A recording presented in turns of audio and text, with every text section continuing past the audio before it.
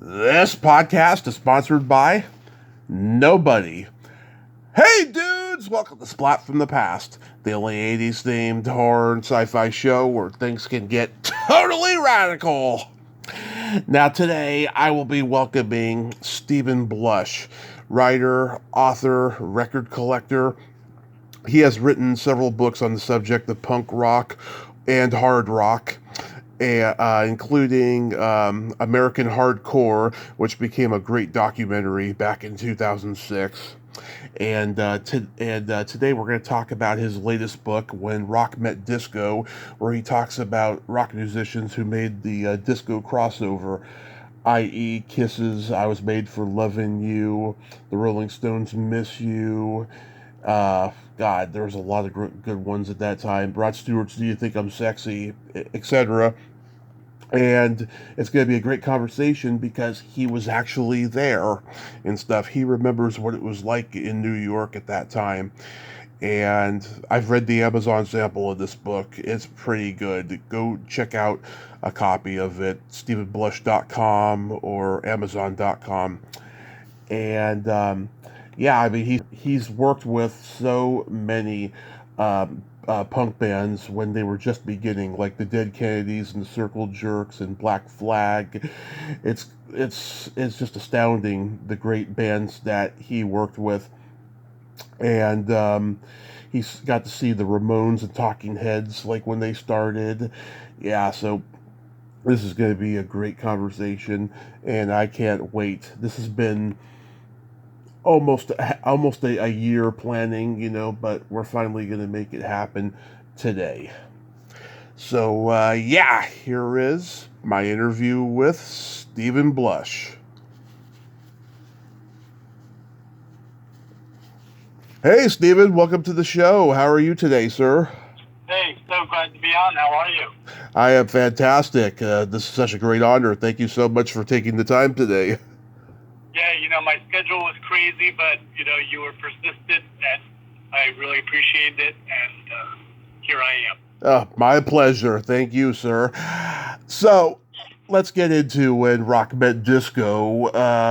So you are so associated with other genres like punk rock and hard rock and all of that stuff. What made you want to get into the disco era next, and particularly the rock part of it?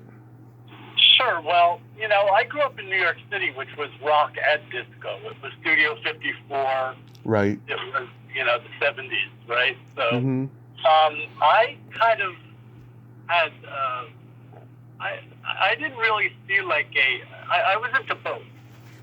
I discovered when I was into, I was hearing the earliest disco music with the very first and I came to learn the very first underground music I ever got to hear. I was about 11 or 12 years old in New York, Mm-hmm. and it was the music that I would describe as the Barry White style, the huge orchestras with the lush orchestrations and horns and strings, and that was like that had become like a New York sound. It was known as the South Soul Orchestra. So it was salsa and soul and all that kind of going on. So, and I was a DJ in New York City for many years. Mm-hmm. For probably about, I survived in Manhattan for probably 20 years as a DJ, Mm-hmm. working in the nightclub. So I never really, I was a punk rocker. That was the next underground that I learned right after disco. And a lot of my friends were all saying disco sucks. And I just thought it was just like another bad attitude to have about music that I was already running away from with like the classic rock world. Mm-hmm. So, I kind of had a piece with it, but, I was surrounded by hatred of disco. And that kind of started, I don't think there's three phases of disco music. There's this original sound that I'm describing, Mm-hmm. the Ritchie family, like all the original 12-inch singles. Right. They're, they're like 10-minute jams, and they're all recorded with like 40 musicians. And then the second, that's in the early 70s. That's like 72, 73, 74. Right. And then you have The Hustle Mm-hmm. by Van McCoy, and that's just like a sensation.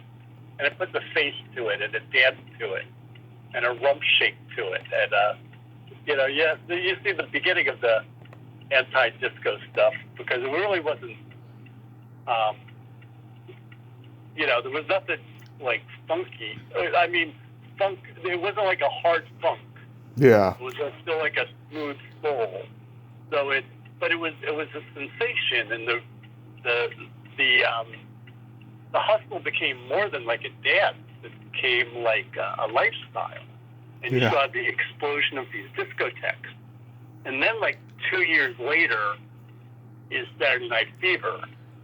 And, that's really where you get the explosion of discotheques and the hostility toward disco. Your Bob Seger, I like my old time rock and roll, like that kind of vibes was kind of like where the country was at. So this was kind of like this, this forbidden music. And this when rock met disco, getting back to your original question, that's really when there was a time when rock musicians, it's not, there were some insincere moments where, like, a lot of musicians were doing disco records because they had to pay the bills, pay off their third divorce or something, and that was the way. And there was definitely a lot of that, but that's not really what I'm talking about. I'm talking about like when rock bands who are musicians are exposed to all sorts of different styles. They a good musician incorporates a modern style or a new style in their music, but somehow, and we say this all the time, and we encourage musicians to grow and change, but somehow when the Rolling Stones and Rod Stewart and Kiss and all these bands experimented with it, it's not like that they went disco. It wasn't like, they just tried a couple songs. There was like a culture war over it. And that's what the book's about. That's the build-up of the story of, like, how did we, as this kind of, like, somewhat tolerant rock culture kind of turn into everything that they were not. And were incredibly, especially when the Grateful Dead went disco. That's the most fascinating part of it to me. That's like the most fun part of the book, if you ask me. And it's just really like, they, I spoke to Mickey Hart, and it's like, he liked disco. That's why they went disco, because he liked the music. Yeah. Like, no deadhead wants to hear that. Right? Nobody with no like rock and roll fan wants to hear that. Rod Stewart went like probably 20 years dealing psychologically with the impact of going disco. He probably went disco more than anybody we mentioned. But so anyway, it's just a fascinating story. It's like, and it's a great story because there's a beginning, middle, and end. And the end is vicious. I mean, by 1980, 81, every one of these people are out of business who had a disco group. Mm-hmm. Like, the Casey and the Sunshine Band couldn't get like hired, let alone a record contract. Yeah. Like people ran away from disco. Everyone ran away from disco, and like, but then the weirdest thing happened is that you got like this new wave disco in like the early 80s. So like all the new wave, everyone's dancing, but they're dancing to new wave, but they're really dancing to disco. Right. But just in different clothes. Oh yeah, Duran had some disco overtones, especially on their first two albums. Oh yeah, and everyone loved them for it. Yeah. It's just the funniest, weirdest thing. And then there's the part, like, if you've seen, there's really good documentaries that cross-check with what I've done. And, you see just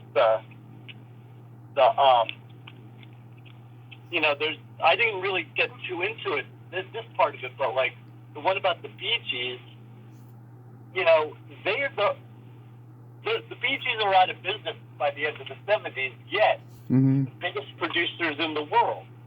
Yeah. So every hit is being produced by a Gibb brother. Just different artists are performing them, right? So, Right. and it's just this weird thing, and then I get to the end of it. Well, when Rock Met Disco, was it a good thing? And it's like, yes, it was a great thing. It was like, industrial music, EDM, whatever your thing is, that's got or the hip hop, you've got that edge of rock and disco together.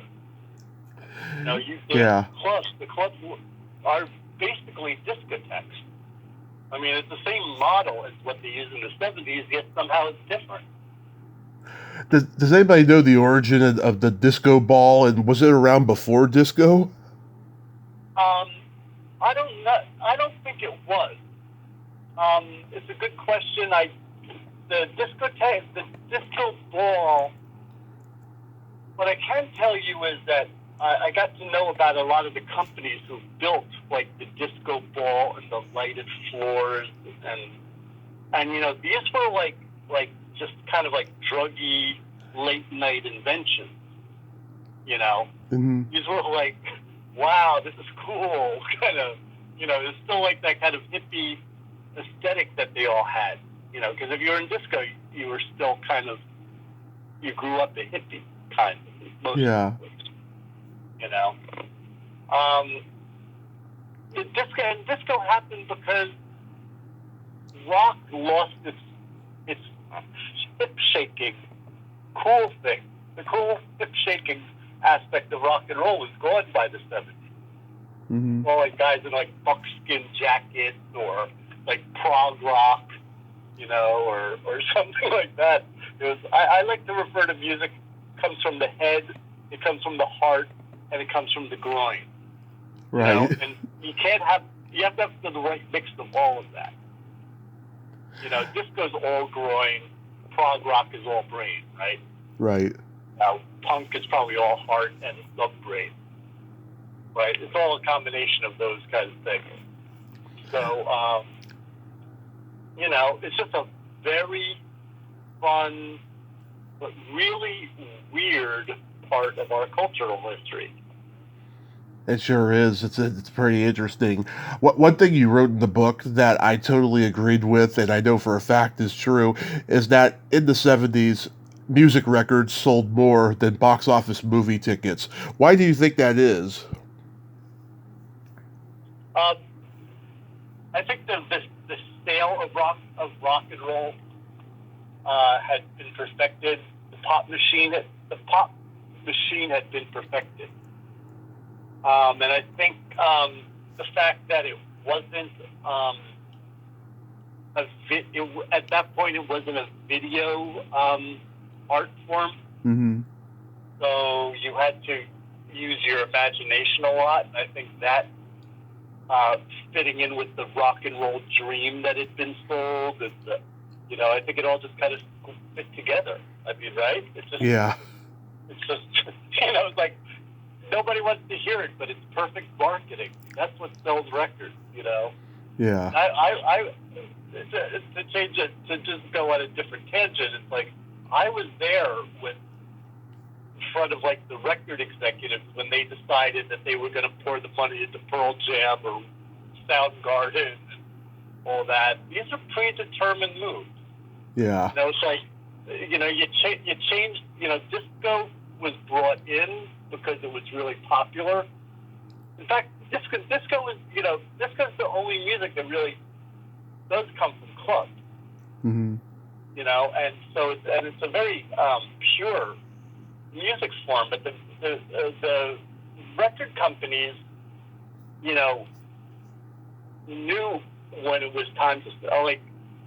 They took them a couple of years, but when they got it revved up, it was pretty undeniable for about 5 years. Mm-hmm. I mean, they really perfected it. The music business is really good at what it does, and it's really good at convincing the fans that it's all natural. I mean, I wrote cover stories in these magazines that people quote back to me as if they were the truth, and I was in the meetings with the publicist and the manager, when we discussed this point. So I know, I know how to turn the light on in the fun house, so to speak, right? Yeah. So that's kind of like what we're, music is like, as music fans, if I get across anything to who we're speaking to here, it's like, just don't think that you're not bought into it, because these people are so good at what they do and did that you are bought in. You're quoting articles, your visions of the musicians, of how pure they are, is based on stuff they said in magazines, which are pay to play kind of situation. Yeah. So, I don't want to rain on people's parade, but it's like, every trend that you've liked is a trend that they're selling. Mm-hmm. So, and punk is part of that too. That's why hardcore was so important, because a lot of the hardcore kids, we sensed that there was a lot of showbiz still going on in punk. Yeah. Because it still was kind of like 3-chord Chuck Berry kind of music, right? Right. So it was kind of like still, they were all on major labels. That's what was so powerful about, the whole DIY explosion. It was because it was so pure, as opposed to disco, which is supposed to be not pure, right? Right. The whole illusion of it is the thing. It's like the first music that's based on like casual sex. Yeah. Right? Yeah. It's about getting it on with somebody on Friday night at the discotheque, and then going back to the discotheque and getting it on with somebody else.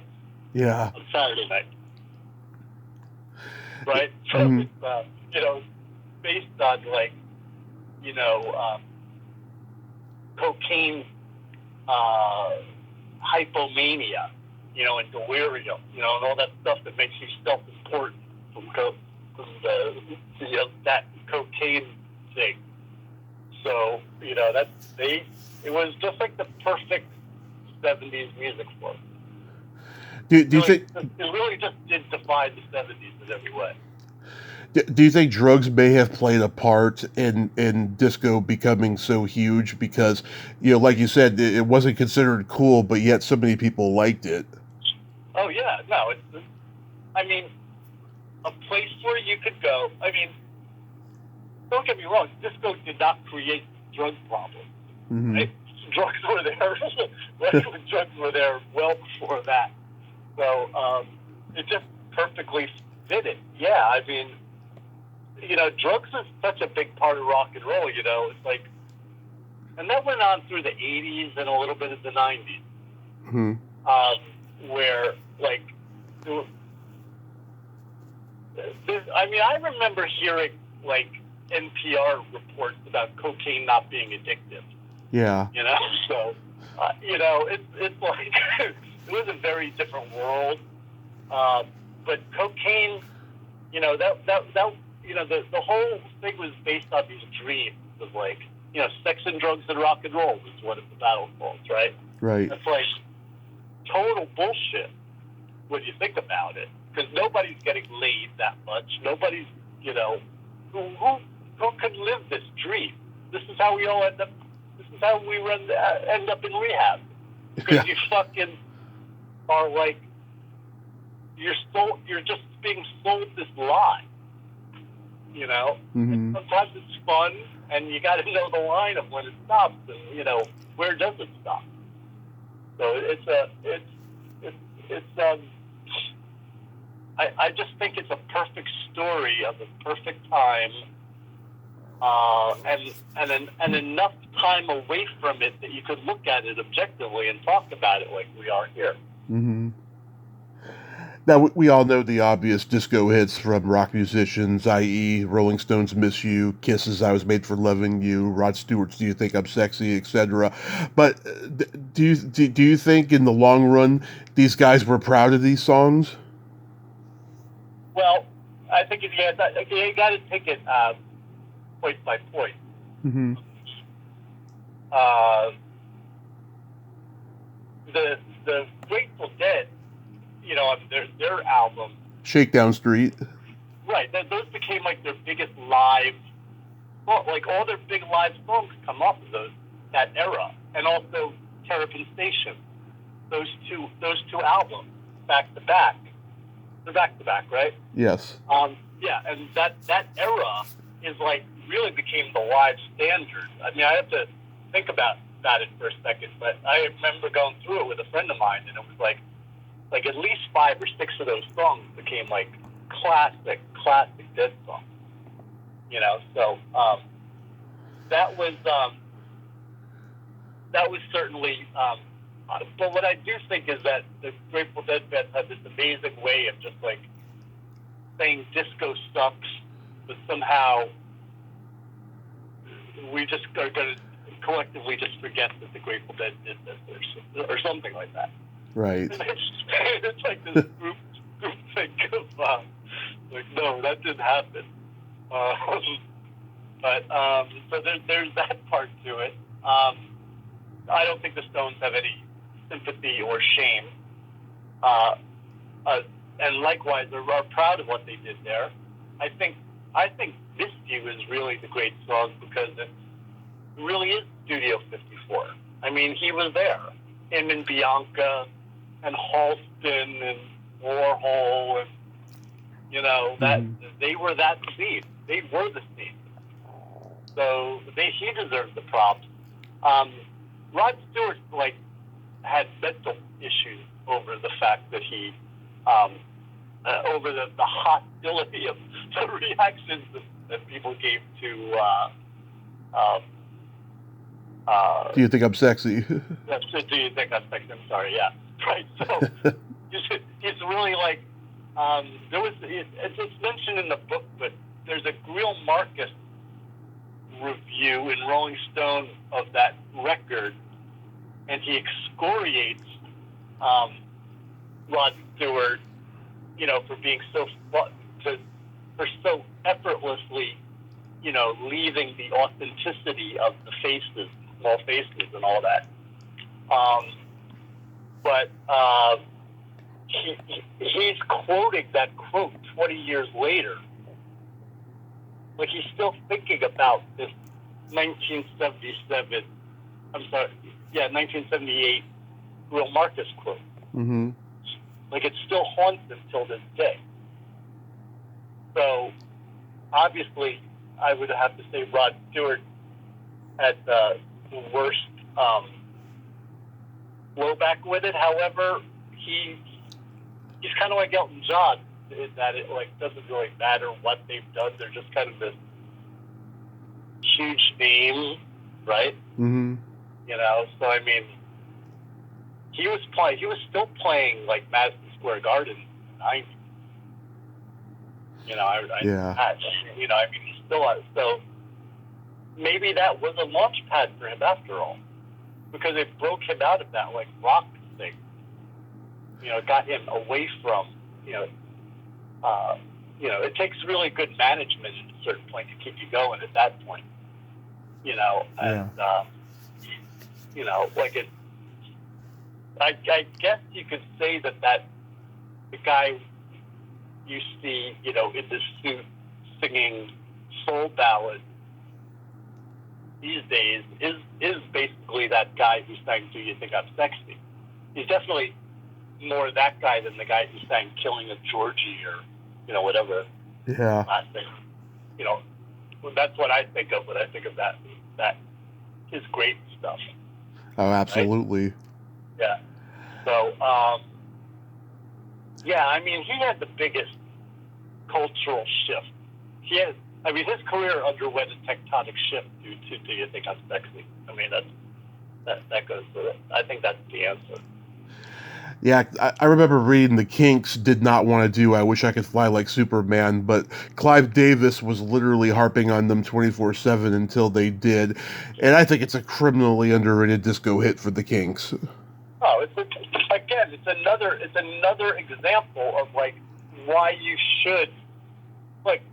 I mean, there's bands like I'd say like Black Flag or AC/DC.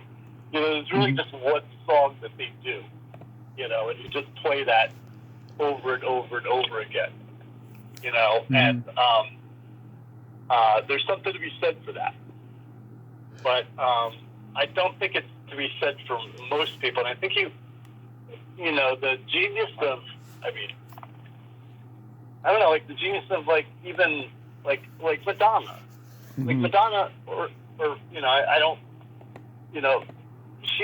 I'm not gonna name other people because I'll get it sidetracked, but she's it's so like effective to always be like a tiny bit ahead of the curve. Mm-hmm. Like you have to be like that musician who's sitting there. You got to be a little calculated, right? Right. Kind of like you got to kind of like be sitting there, kind of watching it and paying attention, and all the stuff that you kind of make fun of like that person's so, they're trying so hard, but who's laughing now? So it's there's a lot to be said for that. Like being able to just, slowly, kind of adapt. Right. I think this book is kind of saying like when rock met disco, it was a good thing. It was like it helped both music. I mean, dance music is way better. Certainly in the 80s and 90s than it was in the 70s. It was like there was like a rock presence to the sound. It was like it's even before Rick Rubin was doing that with hip hop, it was like you got this, like I would point to the Wax Trax 12 inches or things like that.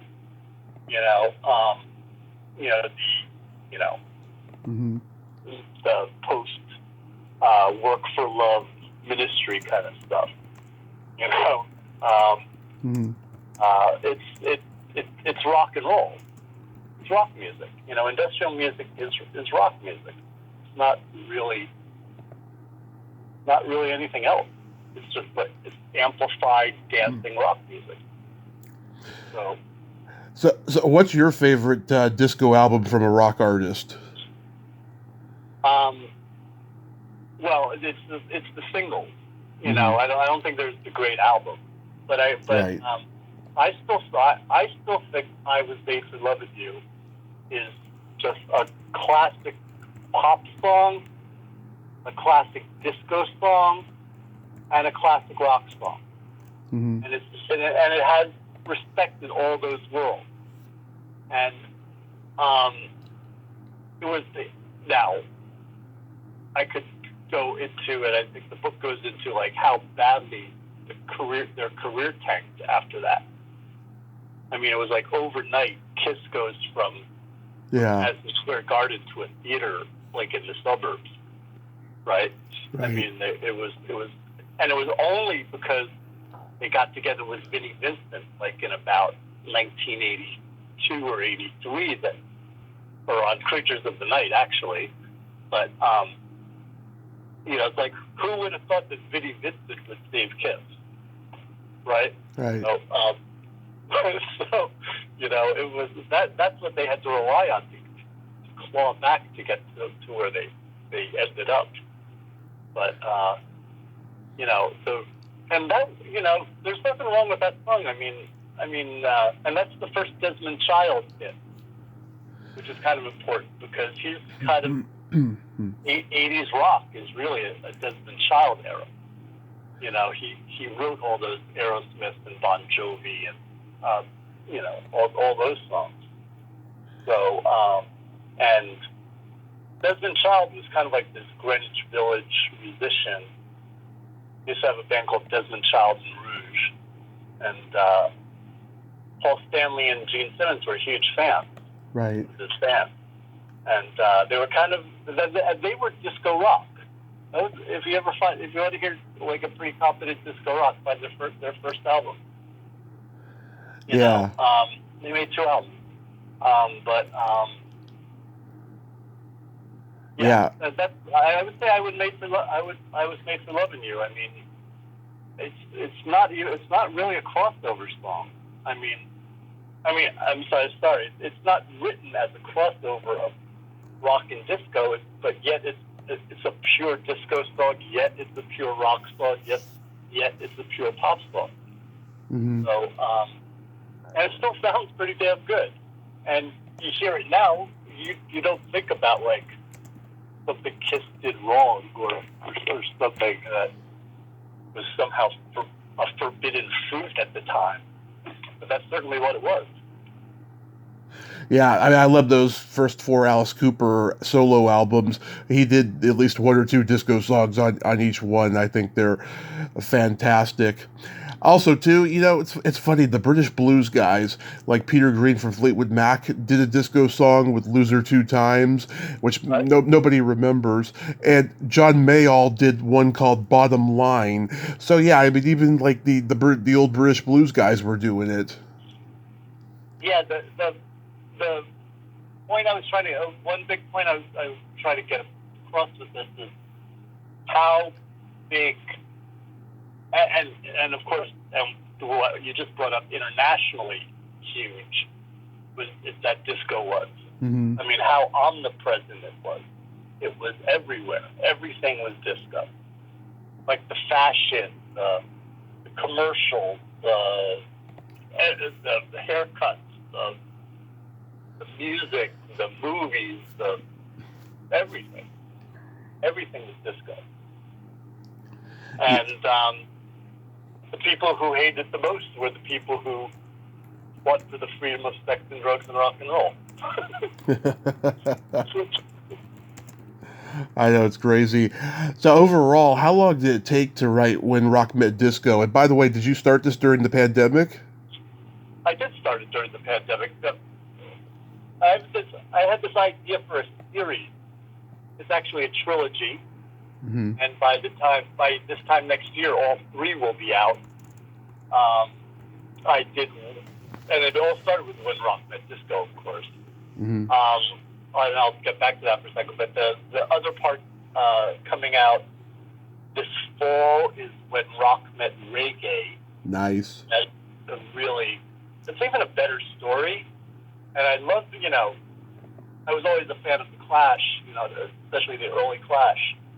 And to see how much Jamaican and black music they threw in people's faces, and you know, made them learn this stuff.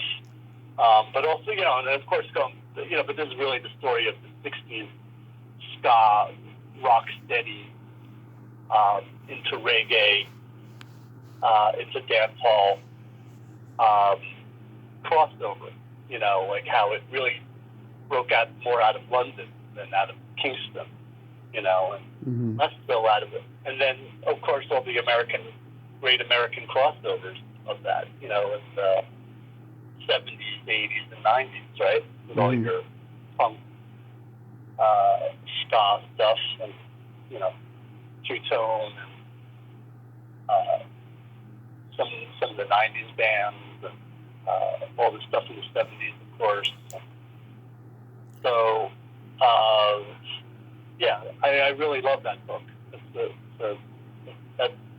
going to be great. And then When Rock Met Hip Hop, which will be out at the end of next year.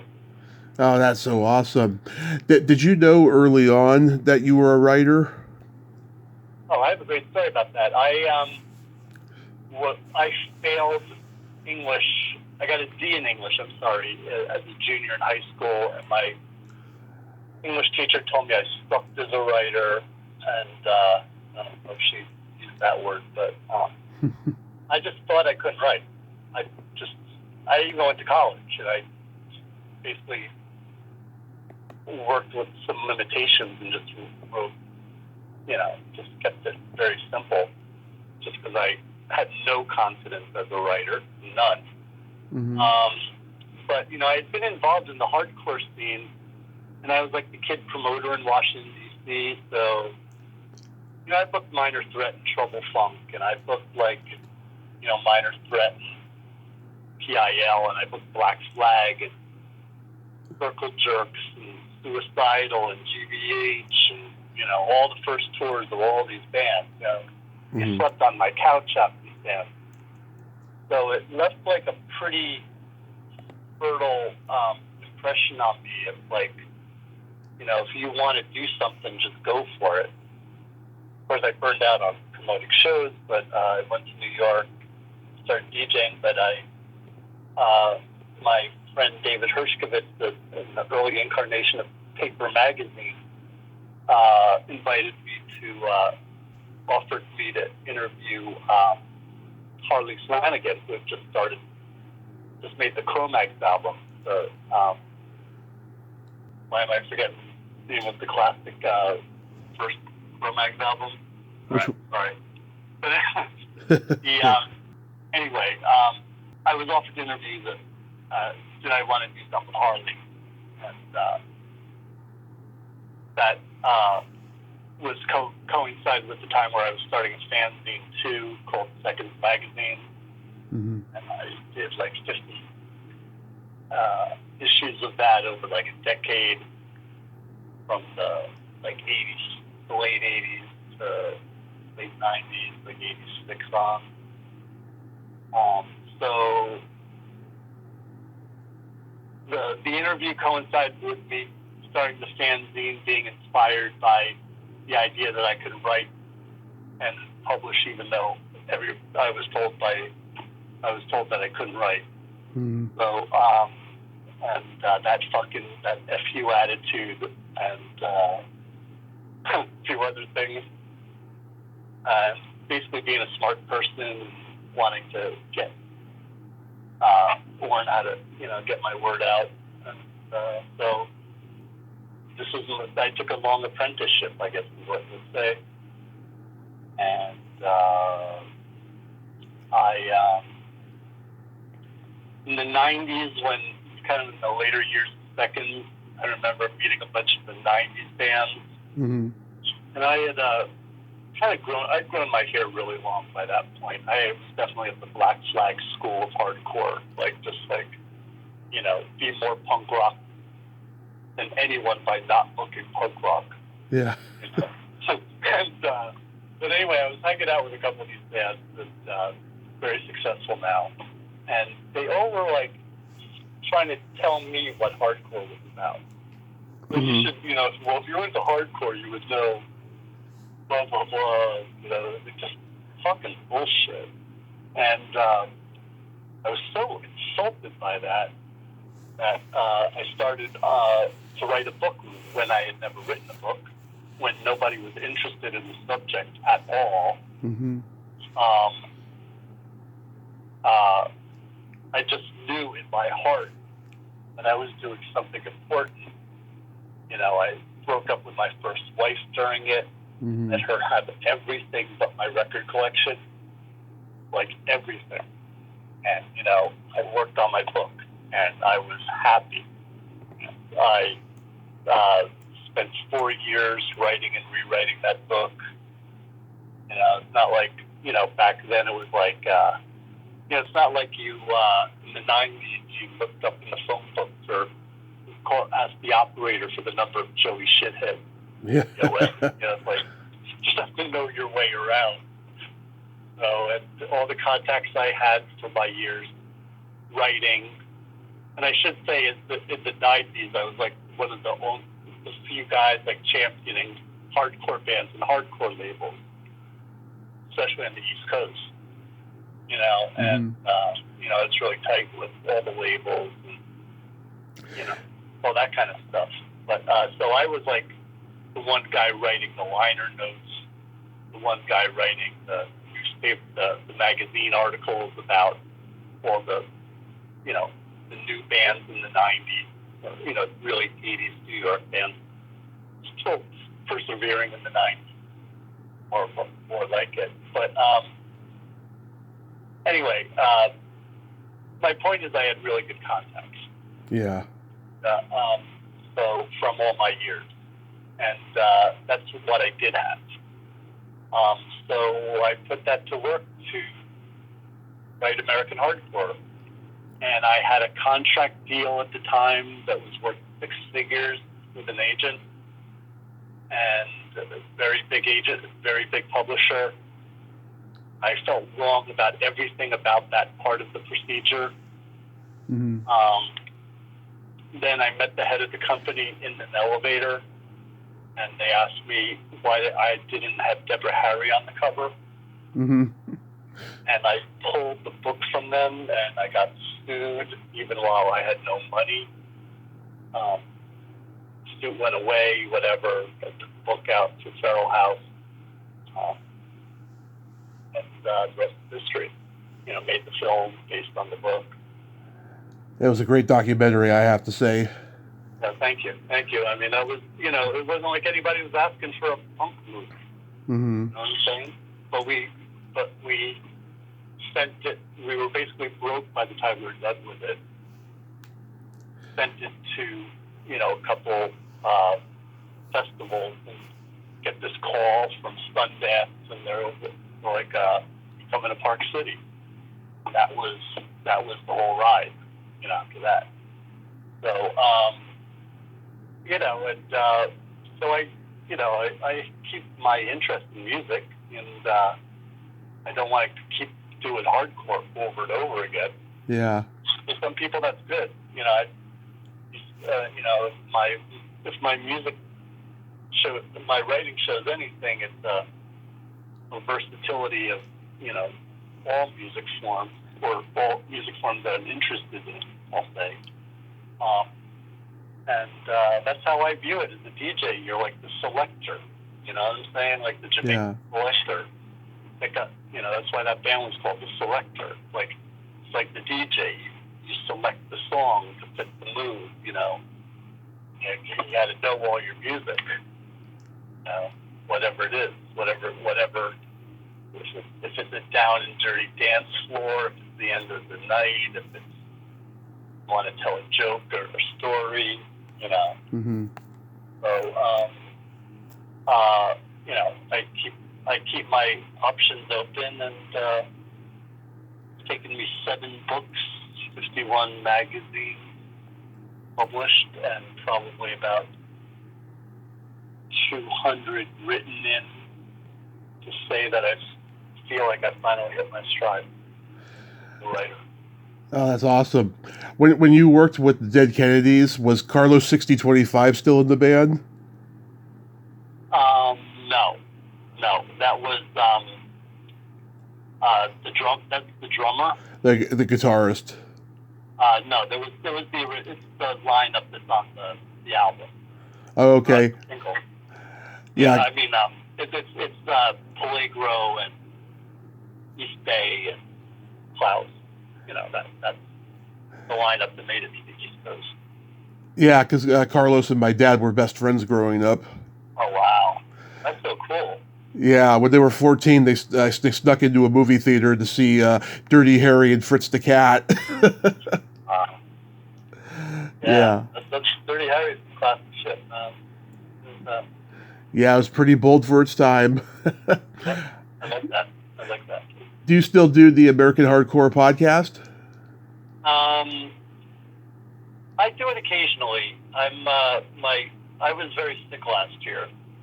I had cancer. I almost died. And I have to say, I've had these weird flashes that I realized I was seeing those white lights. Like it was very give and go for a while, touch and go for a while. So Um, it's, I've kind of scaled back a lot of my. I mean, I have all of these projects out to hit, like I'm describing to you. And I had the second edition of American Hair Metal just come out. So, I'm really like, I've got a lot on my plate, and Mm-hmm. um, you know, a lot of other things on my plate as well. But your health is better. Yeah, no, I'm actually fairly strong right now. I've been working my ass off. But, I had to fight every day for like better part of a year because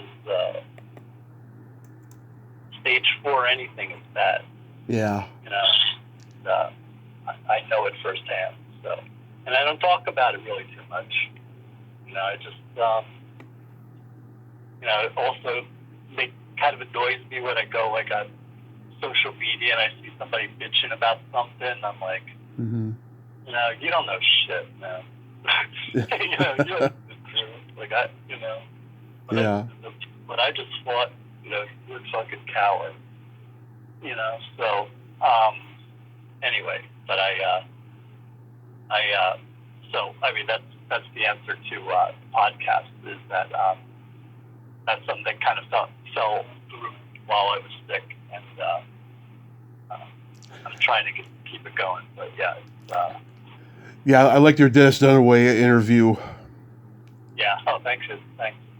I think I mean I know it was good, and I got good feedback on it. So Mm-hmm. It's also heavy lifting carrying the burden for hardcore, carrying the mantle for hardcore. Oh yeah. I'm choosing my battles right now. Well, Stephen, I thank you so much for coming on this morning, and I'm glad that you're feeling better, and that the next album, When Rock Met Reggae, is, or the next book, I should say, When Rock Met Reggae, is going to be out soon, and I hope that's just as successful as this one.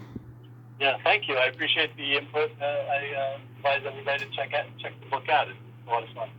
Absolutely. You have yourself a great day. Take good care of yourself. Keep writing and be safe. All right. Thanks so much, man. Great talking to you. Thank you. Bye-bye. Bye. Well, there you have it. Stephen Blush. Ain't he a cool dude? Wow. That was a trip. I mean, God, I have never met someone so into punk and hard rock and into disco. It is really, really phenomenal. That is so awesome. And he's going to do When Rock Met Reggae. Oh, that's going to be a great one as well.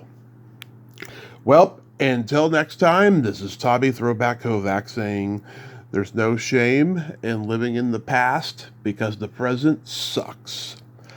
Later, dudes.